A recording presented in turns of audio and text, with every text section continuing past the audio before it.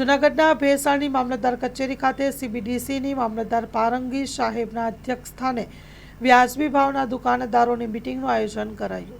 Story report by Kasam Hothi, Junagadh. Chhaganbhai Bhikhabhai Rathod, Bhesan taluka APS association taluka પ્રમુખ. CBDC વિશેની આજની મિટિંગમાં સાહેબે અમને સૂચના આપી કે આ કામગીરીમાં અમને સપોર્ટ કરો. તો અમારું કહેવાનું એવું છે કે જે તે વખતે અમે સરકારના પરિપત્રો જે થયા છે એના અનુસંધાને કામગીરી અમે કરી છે. KYCની કામગીરી કરી છે, આધાર સીડિંગની કામગીરી કરી છે, પછી આ સીબીડીસીની કામગીરી કરવા પણ અમે રાજી જ છીએ. અમારે કોઈ વાંધો નથી. અમારું ગુજરાત લેવલનું એસોસિએશન ના પાડે છે. એનું મુખ્ય કારણ કે અમને મહેનતાણું જે મળવું જોઈએ એ મહેનતાણું સીબીડીસીની કામગીરીમાં મળવાનું નથી.